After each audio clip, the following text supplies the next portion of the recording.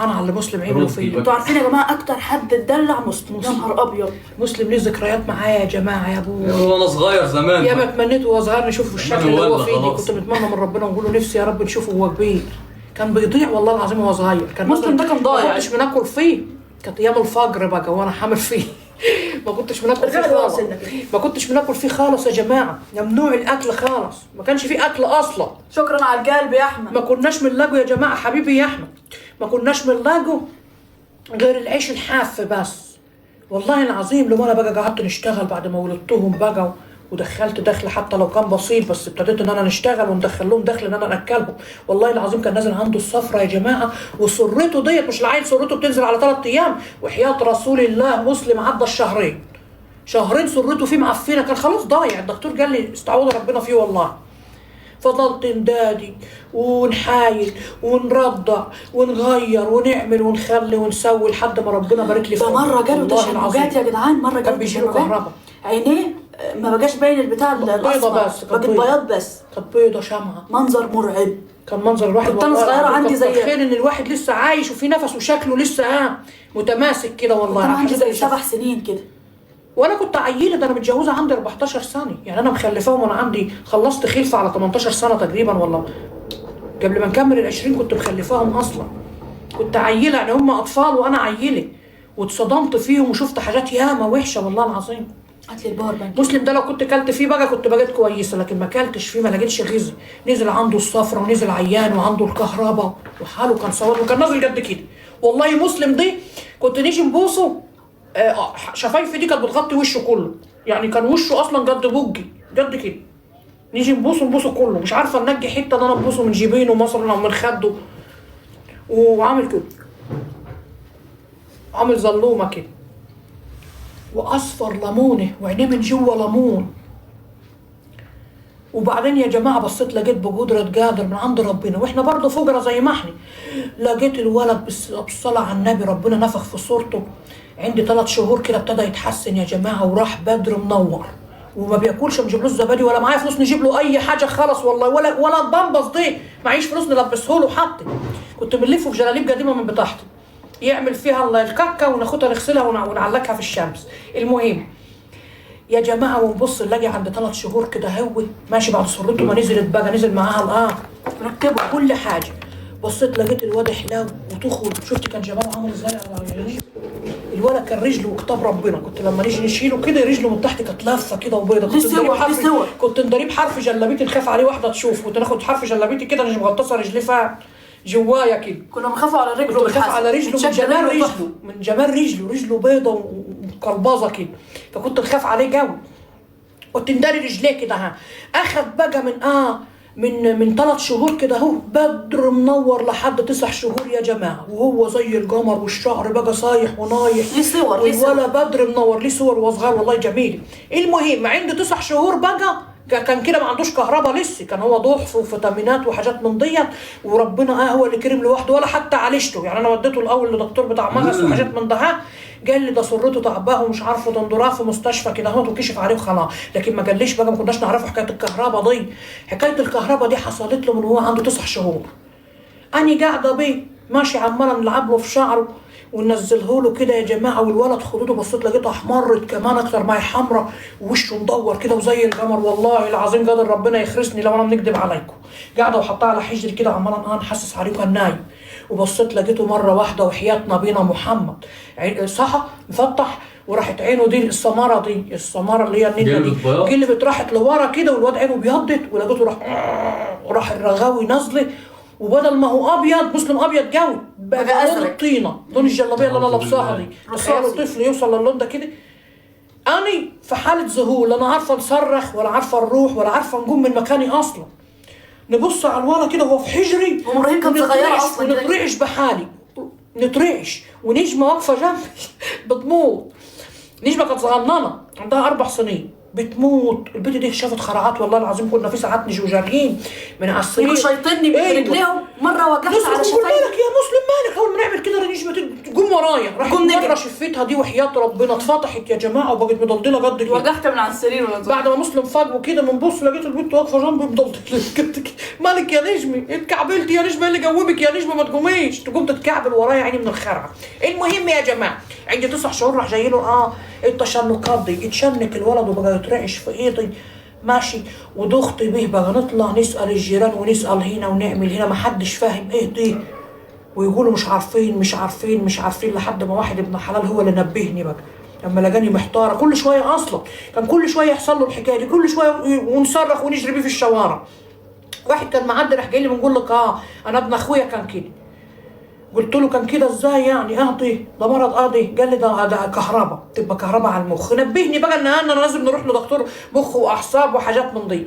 فضلت ان انا نسال لقيت دكتور مخ واعصاب بمبلغ كبير يعني مبلغ محدش يقدر عليه اياميها في الفتره دي يا نهار طين حاجه غاليه خالص. ده كان اللي هو كان غالي عليا جو ما نقدرش ابدا. المهم يا جماعه والله العظيم يا جماعه والله العظيم سكت عليه وبقيت نروح به لدكتور الباطنه ماشي ينزل له السخونيه. كان هو بيه لما يسخن يتشنك اكتر ساعه ما يبقى عنده برد ولا كده كانت مناعته ضعيفه يجي له برد يقوم يتشنك اكتر. المهم مشيت مع دكتور الباطنه شويه قال لي لازم توديه برضه لدكتور المخ والاعصاب. المهم مره الجيران عرفوا خلاص. وبصيت لقيت مره الحاله زادت بقى والواد اتشنك ومش عايز يفوق. لقيت الجيران كلهم والله العظيم في منهم اللي مات وفي منهم اللي حي الله يسترهم. ده بقى يرمي لي فلوس ماتوا من الخرع؟ لا امال ماتوا من ايه؟ الزمن يعني لا يعني في ناس ماتت منهم وفي ناس عايشه. المهم يعني انا فاكراهم بالواحد والله. بقوا يرموا لي فلوس يا جماعه اللي يرمي من فوق السطح والبلكونه واللي يديني في حجري وانا قاعده بيه في الشارع. لميتكم فلوس قد كده ورحت طالعه بيه اخدت رحت كشفت عليه بقى عند دكتور. عارفين الدكتور الله يرحمه بيقولوا مات باين عليه. هو في اسكندريه اسمه يا نجمه سليمان طاحون ولا خالد زهير؟ لا سليمان طاحون. ده خالد زهير ده واحد كان اخدني يعني لقاني برضو مش عارفه نكشف عليه هناك راح جاي لي تعالي نكشف لك انا عليه. خدني والله كشف لي عليه برضو عند خالد زهير. وبرضه هو كشف خالد زهير زي كشف كان كشفهم غالي. سليمان طاحون دي كانوا في محطه الرمل وايه بقى بالنسبه رحت له كذا مره. سليمان طاحون دي كان راجل كويس جو والله العظيم. بقيت نروح له ماشي مره في الثانيه في الثالثه كشف على الولد قال لي ده الفولت بتاعه ضارب في السما. خلي بالكم انا عندي الرسم بتاع المخ دي كده عامل كده والله العظيم. انا شفته لو تشوفوه انت جايباه هنا؟ ايوه لا هو في البيت الثاني بس هو فظيع كده يا جماعه كده الحاجه علامات كده. العلامات بتاعتها لو فيكم دكتور ولا حاجه عايز يشوف يا نهار اسود يا جدعان. بص الكهرباء طالعه يعني مسلم ده دماغه منه خالص. عنده الرسومات بتاعته كده الكترو في نفسه الرسومات بتاعته كده. هو الملف الواحد بتاع الرسم يا جماعه بيبقى حبه ورق كده يعني لما نروح زياره واحده نعمل له رسم كده حبه ورق كده ورقه طويله يعني كبيره بيتنوها كده يا جماعه تيجي عامله زي الزباله كده. فعندي رصه كبيره كده عرسوا مني بقى بتاعت مسلم نروح ونيجي وطلع له دباكين وتجرى طول. دول بيهدوا الاعصاب خالص يا جماعه. بس الدكتور بقى غلطه اعطاني دواء يامه ماشي خلى مسلم عقله نام فتره. يعني ايه عقلي يعني مسلم زي ما كنت غيبوبه ولا لا هدى شويه. فلقيت مسلم بيفشل في الدراسه ماشي ومش عارف اي حاجه ونجيب له مدرسين في الدار ولا معبر حاجه. ما كانش بيذاكر خالص. فرحت لدكتور تاني ماشي. الدكتور قال لي الواد ده عايز يروح مستشفى المجانين يكشف هناك. والله قال لي احسن مكان تاخديه تكشفيه هناك. قاعد في دكاتره بيفحصوا العيال يشوفوه لو هو احنا شفنا حاجات غريبه والله العظيم. خدته ورحت بيه يا جماعه مستشفى المجانين. ايوه انا فاكر اليوم ده خلي بالك اللي هي في المعموره دي. خدته ودخلت شفت واحد هناك دماغه قد البرتقانايه كده. يا عم خلاص مالكش دعوه بالناس ما علينا بقى ربنا يسهل له. يعني انت العيد الجوي يا مسلم مش عارف قعدت نضحك ضحك اليوم ده. كنت صغير خدته يا جماعه والله العظيم. ورحت بيه مستشفى المجانين وقعدت في وسط المجانين وقعدت بمسلم وناس يا مجانين قاعدين بعيالهم مجانين ناس ياما مجانين والله واحنا قاعدين في وسطهم. وفي واحد مجنون طلع يجري ورايا. ايوه المستشفى مليانه والله. ده كان يوم فظيع اليوم ده. المهم كنت شايله مسلم انا وقاعده بيه. المهم رحت ورايحه بالمستشفى. المدرسه بتاعت المديره بتاعت مدرسه مسلم قالت لنا لازم تطلعوا له شهاده عبط عشان ينجح السنه دي. والله العظيم ما نعرفش كانت تقصد ايه مع انها كده كانت هتدمره. وقالت لي لازم عشان خاطر الامور تمشي معاه في المدرسه، ولو اتعارك او ضرب حد ما حدش يبقى معاه شهاده عرب يعني. وحياه ربنا وحياه النعمه دي، ولا الظلم من وشي، عايزه لي واسطه ولا الظلم من وشي. الوليه قالت لي كده، قالت لي روحي اعملي له واسطه، اعملي له شهاده عبط وطلعها له عشان خاطر يمشي بيها ويبقى عبيط وخلاص. قلت لها انا فرحت، قلت لها خلاص ما عادش يتعاقب على حاجه ابدا، والمدرسه وكده اهو الهطله والله العظيم. قالت لي وقالت لي هننجحه لك وكل حاجه ويبقى عبيط. انا فرحت، قلت لها يعني خلاص هيبقى شايل التكليف من كله. قالت لي من كله. فرحت قلت الحمد لله يا رب، بقى عندي عيل عبيط وحياة النعمه على عيني وخلاص مش هنشيل مسؤوليته. طب كويس ماشي. هينجحوه لي بقى، وقالت لي مش عارفه انتوا هيطلعوا له سندوتشات عيش وحلاوه ببلاش وعدتني بشويه حاجات كده. المهم انا فرحت. صدقتي هي تقريبا كانت تقصد الدم، صح يا مسلم؟ ايوه الدم يعني مسلم دم. وحياة ربنا وحياة الايام المفترضه دي شهاده اعتز بيها، وحياة الايام اللي احنا فيها، وحياة الايام اللي احنا فيها رحت بك يا مسلم عشان اطلع لك شهاده عبط زي المدرسه ما قالت لي. والله انت اللي عبيطه. وحياة عزة جلالة الله وحياة ما نقول ربنا يبارك لي في اولادي ويرزقني برزقهم. خدته ورحت بالمستشفى دي يا جماعه، وقعدت اتلخبط اللي حصل بالظبط. نستنى دوري لحد دوري ما اجي، ودخلت للدكتور قال لي عايزه قلت له انا عايزه كذا كذا كذا كذا كذا. ماشي. راح جاي لي طيب سيبوهولي واطلعي. سبته لهم وطلعت. اني بيسالوه على حاجات معينه يا جماعه، قعدوا يسالوا الحكايه الروايه الحكايه. المهم راحوا جايين لي قال لي لا ده كويس، ما ينفعش شهاده عبط ومش شهاده عبط. ده حرام عليك انت يا حرام عليك. ايه اللي مين اللي قال لك كده؟ قالوا له انت مين اللي قال لك تعملي كده؟ الدكتور ناداني تاني قال لي حرام عليكي، مين اللي قال لك كده يا وليه انت؟ قلت له كذا كذا كذا كذا. الوليه قالت لي كذا كذا كذا كذا.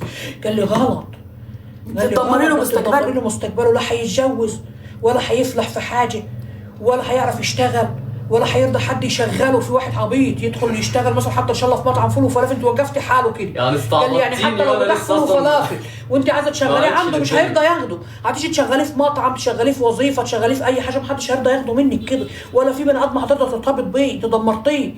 يعني نطلع له شهاده عبط ازاي؟ انا ممكن نعمل لك كده ونقشر لك يبقى عبيط، لكن حرام. خديه ماشي وبالراحه عضاي، وكل فتره كده هتيجي هنا عندي مش عارفه اخصائيه ايه. لا هو بس كل ما في الامر ان هو فاشل دراسيا. ليه؟ بسبب الكهرباء الزايده على المخ. وقال لي اثرت شويه، قال لي كمان يا نجمه على ذكائه، يعني اثرت على فهمه. الدبكتين دي والدكراتول قال لي ده عامل حاجه في الخلايا بتاعت المخ يعني. ايوه ده شخص نيم له الخلايا بتاعته. قال لي الدكتور المفروض كان يمشي عليه فتره ويمنعه، لكن هو سابه له ياما، قعد يديله فيه ياما، اخذ جرعه زايده، عطاله جرعه زايده. قال لي ده بيتمشى بنظام وبطريقه، ولو سنتي واحد زاد وانا كنت بقى عندي من السرينجه بست حنك مسلم ياما اخذ والله. الجهل وحش برضه الجهل. ايوه كنت بنديله ما نعرفش السرينجه فيها 5 سم يعني ولا 7 سم يعني، ونديله. الولد اتبهدل بقى، الولد بهدل مني وكان منفوخ وشه وارم كده، وتحت عينيه اسود، وتحت عينيه اسود زي الطين. فتره طويله فاكره كان عامل زي الباندا كده. وكان جسمه كله ميه مبجلل كده من الدواء ده والله، لحد بقى ربنا معاه. فانتوا بتقولوا لي مسلم، اصل انتوا اللي خلاني فتحت الكلام انتوا بتقولوا لي مسلم هين عليكي يعني مش غالي عليكي. ده مسلم دي يا خرابي. احكي لنا عن طفوله نجم. يا خرابي لا نجمه، بس هي كانت مبهدلاني عشان خاطر دماغها ناشفه. ازازتي فين يا ابراهيم؟ كانت دماغها ناشفه، طفولتي عنيفه، وجهها ضيق يا جماعه والله، ما كنتش بنعرف نسيطر عليها خالص. كانت عامله زي الاسد، عنده متلازمته الخاصه. كانت عامله زي الاسد يا جماعه والله. كانت تحبني وما تستغناش عني. انا كنت في ساعات نعاقبها نهرب مني ماشي ونسيبها، نديها لواحده جارتي مثلا كانت تبقى نايمه على حجر، نقول لها خدي بقى اقعدي بيها كده اول ما تفتح عينيها اقول لها امك سابتك ومشت. تفضل الوليه قاعده، اول ما نسمع تصحى تفتح كده تيجي قايله لها امك سابتك ومشت. تقول لها ليه؟ تقول لها عشان انت بهدلتيها وعشان ما تسمعيش كلامها وعشان ما تعيطش. تفضل مبلمه عامله زي الاسد، ما وشها منفوخ ودماغها كده وقاعده تعمل كده ومقهوره، وبرضه ما تحنش فيي ولا تقول لي انا اسفه ياما. تفضل برضه مصممه على وضعها. فهي خلقها ضيق جو نجمه، ما عندهاش مروه كده واعصابها شاده على طول، ونحب نعاند وتحب تعاند. لو انت نصحتني بحاجه نعمل عكسها. هي دماغها كده، لكن مسلم طيوب شويه، وبراهولا بقى طالع زي نجمه بالظبط. انا طيوب وعامل زي الدبدوب. فانتوا بتقولوا لي بس مسلم اصل هو عندي مش بتحبيه زي براهولا. لا ده مسلم ده اخذ الحب كله والله انا مهما نحن في نجمه وبراهولا ما حدش شاف الحنان الحقيقي غير مسلم دي. مسلم دي لحد ما خلفت مسلم، لحد ما خلفت براهولا وهو عنده جدها كان عنده زي 13 سنه يا نجمه صح؟ وهو راجد على دراعي وحياه ربنا عمرك يا حد يقول مسلم. لك ايه الخلفه السوداء؟ عمرك والله عيب يا جماعه. والله العظيم يا شوية. جماعه مسلم أيوة. لحد 13 سنه عمره ما فارق دراعي. انا كنت من غير بقى راجل بقى نايمه معايا عيالي وخلاص. والله يا مسلم والله يا مسلم لحد 14 سنه وانا مفصص لك السمك وناكلك بايدي وننيمك على دراعي طول الليل على دراعي هنا. لما جيت بقى حبلت ببراهولا حصل وخلاص خير. كان فاضل لي اسبوع وبنلم في حشه عشان رايحه نولد، قلت لهم بقول لك يا مسلم انا عايزاك تجمد كده وتاكل انت، لو في فصوص سمك في حاجه كل انت عشان في عيل صغير جاي بقى. انا هناكلك انت ولا ناكل اخوك؟ واخوك هو اللي هينام جنبي. قال لي ماشي. ومن يوميها والله بقى ياكل نفسه وانا نبص عليه من بعيد كده، وكان شحط كبير 13 سنه يعني اتدلع دلع جامد قوي. ما براهولا ونجمه ما شافوش دلع مسلم خالص والله. ليه بقى؟ عشان كنت حاسه ان هو عيان على طول تعبان على طول، فكنت مراعيه الحته دي، فكنت متعلقه بيه قوي.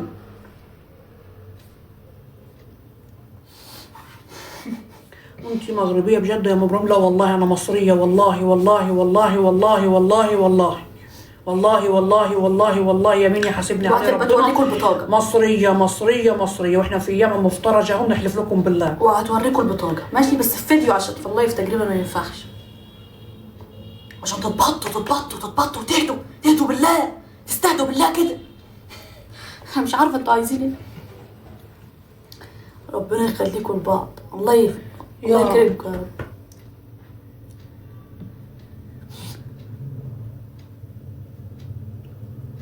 مسلم يتحرك؟ لا عادي يعني، احنا ما بنتحرجوش من ماضينا. ليه؟ ده ماضيك.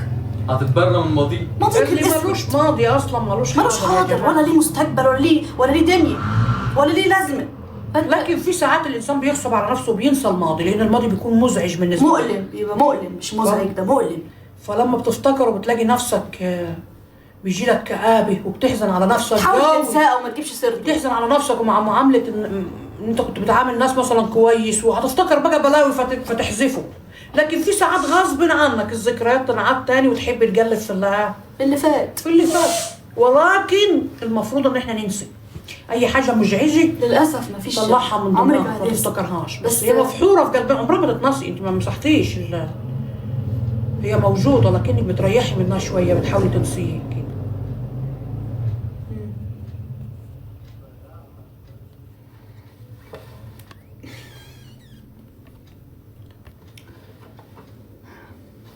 اتكلمي اسكندراني يا ام ابراهيم. ادعي لي يا ام ابراهيم. لسه ايه؟ لسه فاسخه خطوبتي ومجهوره. لا حول الله يا رب. ليه طيب؟ ايه سبب فسخ الخطوبه؟ فسخت خطوبتها. خليها تفسخ احسن، ويعني من قله الرجاله. الدنيا مليانه خير يا جماعه. لسه الدنيا بخير يا حبيبي، لسه الدنيا بخير، اصلي بحب الخير لا حبيبي اتمنى. لو هو اللي غلطان ربنا هيعوضك تاكدي. والله اعظم حاجه ممكن تعملوها هي فسخ الخطوبه. بجد. عارفين ليه؟ لان انت لما تفسخ الخطوبه بيجي لك خطوبه احلى. اكيد صح. انما لما بتتدبس في الجوازه من اول خطوبه بتبقى جوازه مطينه. خلي بالك. حقيقي. منطقي برضه. تحس ان بالمخ كده ايه يعني نعمل كده. لا يا شيخه لا، لو خطيبك كويس لا لو كويس ما تفسخيش. هتفسخي ليه انت؟ اشرحي مثلا، قولي لنا هتفسخي الخطوبه ليه؟ نفسك في ايه يعني وما لقيتيهوش او إيه؟ او ايه؟ مش يعني ليه مش مرتاحه؟ مش متفاهمين مع بعض مثلا، هو شخصيه وانت شخصيه، يعني انت مش مرتاحه معاه، والله اكتشفت ان هو بخيل ولا خاين ولا عبيط، ولا ريحه شرابه وحشه، ما كلهم ريحه ولا شعره فيه قشري، كلهم ريحه شراب، ولا جفاه مصدي، ولا مناخيره كبيره شويه. ايوه يعني ادونا باند يعني معين. فاهمني؟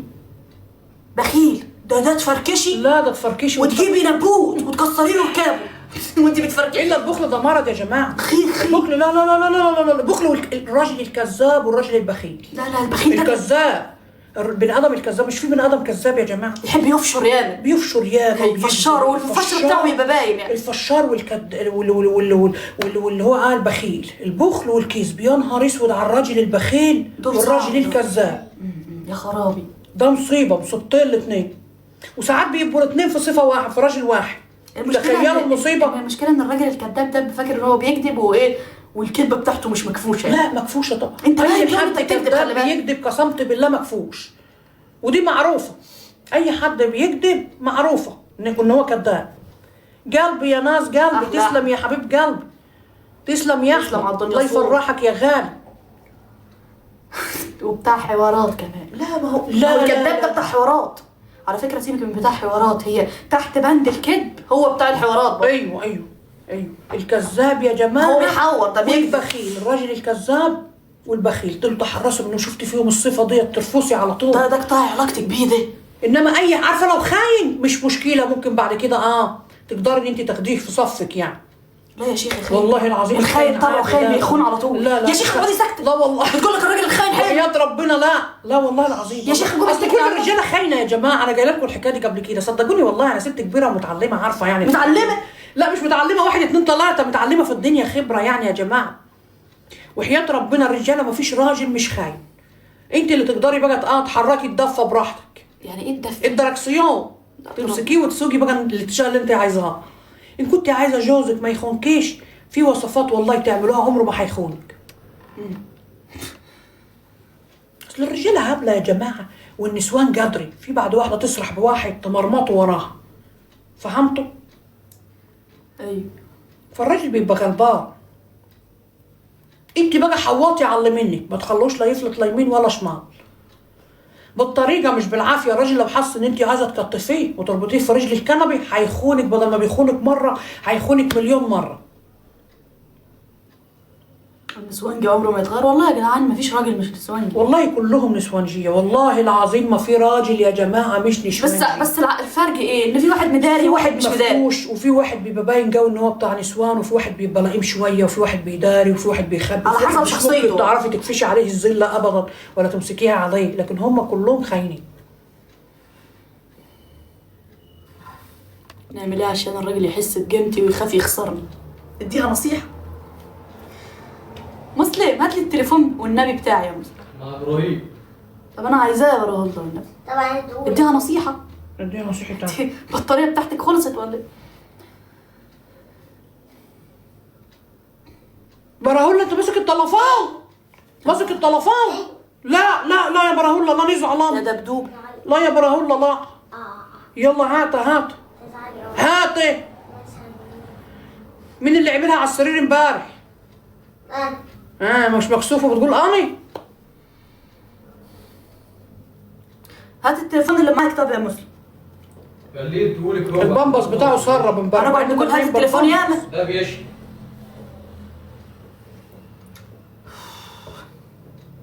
هندولك اصبر بس. يلا يا براهولا. يا التليفون يا مالكش دعوه يا مسلم انت لك. الجردة نفعت نفسها. جردة مين؟ اللي هي انا يعني. جردة في عيني. جردة في عينك وفي ودانك يا بعيد. لا ودانك يطلع لك فيها شعر وتبقى شبه الجرود.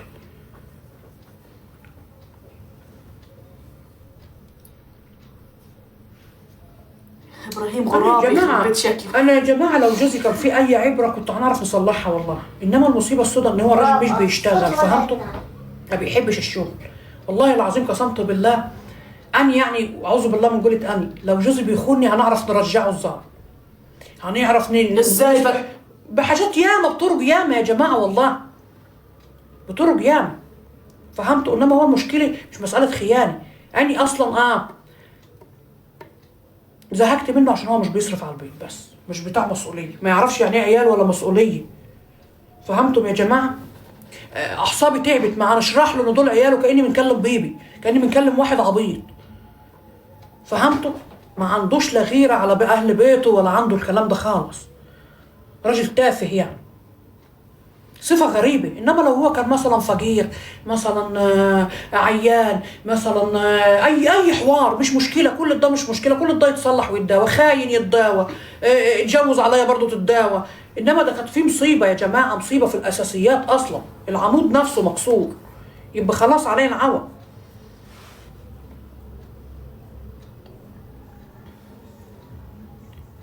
ربنا نجده منك. ربنا ياخده وياخدك يا بعيد. نرتاح منكم انتوا الاثنين. ابو اولادك ايه وابو زفت اولادي. كسرني من وانا زفت عيله، أولادي؟ من وانا عيله صغيره يا جماعه وانا شايله المسؤوليه. عارفين يعني ايه ست تشيل المسؤوليه؟ مش هيحس بالحكايه دي غير اي ست شايله مسؤوليه عيالها. بتبقى شيله جامده قوي، خلي بالكم. الواحد بيضحك وبيهزر وبيعمل، لكن ما يعرفش ما يحسش بالوجيعه دي غير ربنا سبحانه وتعالى. بيبقى تجلي على الظهر رهيبه. الراجل في ناس مثلا تقول لك الواحده تعيش من غير راجل. لا، هو الراجل مسؤول، الراجل مهم جدا في الحياه بالنسبه للزوج. ان البيت اللي احنا قاعدين فيه ده يبقى فيه راجل، دي حاجه كويسه خالص. الراجل ده بيبقى سند اصلا، صوته في البيت بيدفي. فهمتوا؟ فانا جايمه بالدورين بقى، الحمد لله الحمد لله.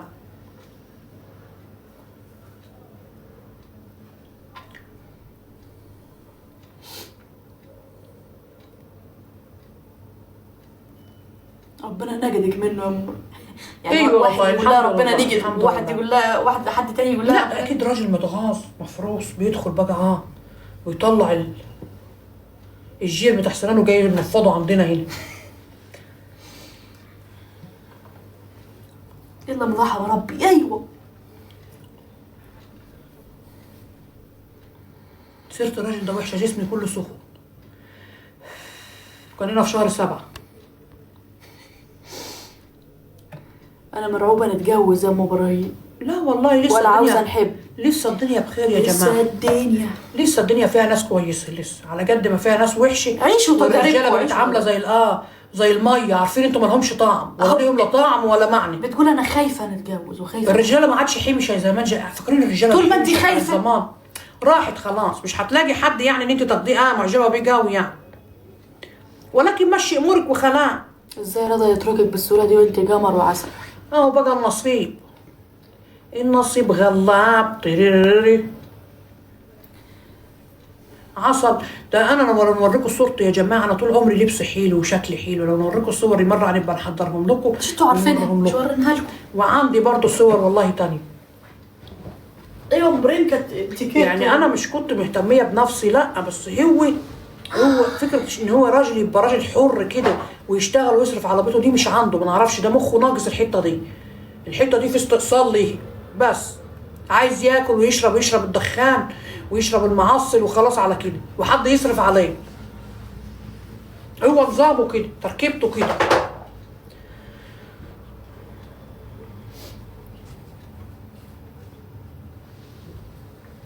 بصي لقيتيه يا خرابي. الحاج يا براهون خدي 100 نجمه بقى. مين اللي بيقول لك فيه سحر والله؟ بصوا يا جماعه، ايوه هاتي قفطان ابوها ارميه يا براهون، اخيه يا براهون. هو ريحته عامل كده ليه؟ ريحته فلفل اسود كده. والله ريحته تخليك عايز تعطس كده. ريحته فلفل اسود. فعلا. رششهولي فلفل اسود عشان نفسي تتفتح عليه. والنبي لو رشه ايه باللزق، ليه هو فرخه ولا ايه؟ لو رشه زعتر كده هنعبره برضه. قفطان ابوك ده يا براهون. مسلم تعالى البس القفطان ده كده نشوفه عليك. لا والنبي لا. لا ده بتاع ابويا، ده بتاع ابويا، بتاع محدش أبوك. يلبسه. ريحته فيه عرقه فيه. ها براهولا جايبه معاه. عرقه فيه يا براهون. ايوه ايوه